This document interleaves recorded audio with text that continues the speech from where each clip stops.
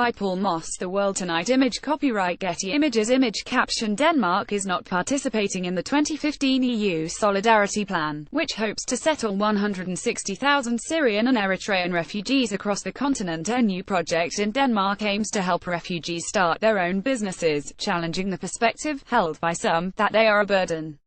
But not everyone in the country is happy about the move. I got to visit Nura Bitar at her home only after I promised to ignore the mess. She is a proud woman, and, in fact, her small flat in Copenhagen seemed pretty tidy, given that she runs a catering business from here, while also looking after a newborn baby. And yet, it was easy to understand Nora's need to retain a sense of dignity. She fled to Denmark from the civil war in Syria, and is troubled by the way people often perceive those classed as refugees. You have the stereotyping, that we came here to take their jobs and money. And I just want to say, no, that's not us.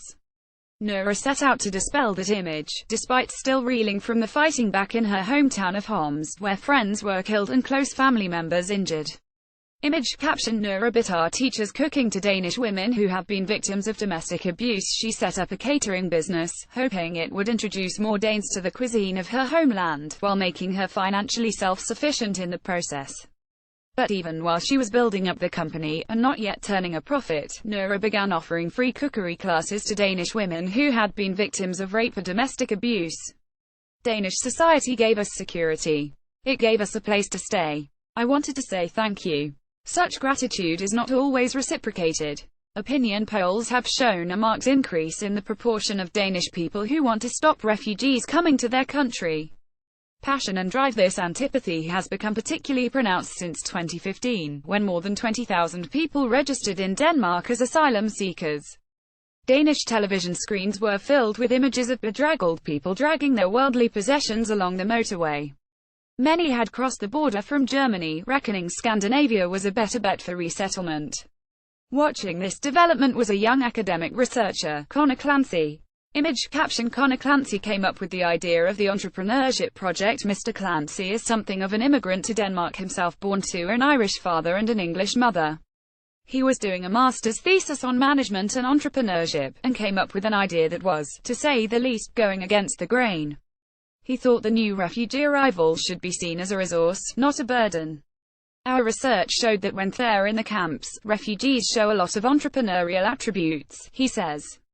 They come with passion and drive. Break Down the Wall. Mark Clancy formed Refugee Entrepreneurs Denmark, which helps new arrivals such as Nura to start their own business, supporting them with information, advice and general encouragement.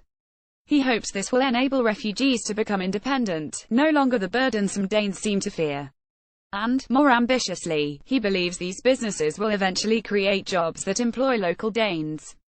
This will put more tax into the system, he says, but also help break down the wall between refugees and the host nation. Yet those walls are high, with many refugees struggling to fit into Danish society, according to another would-be entrepreneur I met, Khalid Jezri. He also fled here from Syria, and says at first, it was challenging to perform even the most basic tasks, let alone run a business. Image copyright Khalid Jezri. Image caption Khalid Jezri has produced a number of videos to show refugees basic tasks, in this case, how to touch in and touch out at a train station. Refugees don't know how to take out the garbage, or how to pay bills, he says. Khalid's solution was to create his own startup, producing online information for refugees. With text and videos, his website teaches them how to navigate the contours of Danish society, including lessons about language and social etiquette, as well as practicalities, such as how to buy a train ticket. Like Nura, his own traumas are still raw. Khalid took 7 months to reach Denmark from Syria, seeing fellow asylum seekers drown at sea along the way. And once again, at the heart of his project is a hope that refugees can become self-sufficient, or, better still, net contributors to the Danish economy. In Syria, we are accustomed to hard work, he says. We are not used to asking for any kind of support. Different cultural background. Martin Henriksen believes refugees are already getting too much support. An MP for the nationalist Danish People's Party, he took me for a stroll round the Nørrebro area of Copenhagen, where many refugees have settled. A lot of people here have a different cultural background, religious background, they speak another language, he says, pointing out the number of homes with drawn curtains. He takes this as symbolic of separate lives that some foreign-born residents lead. Image copyright BBC Sport. Image caption Danish MP Martin Henriksen is critical of the idea of using refugees as a resource. The DPP came second in the last Danish election, on a platform of opposing immigration and the granting of asylum. Mr. Henriksen rejects the idea that refugees can be a resource. The majority don't have the will, he says. Asked what he thinks of the refugee entrepreneur project, Mr. Henriksen laughs and says he would not ban such voluntary work. But he insists the refugees represent a problem, not a potential source of economic growth.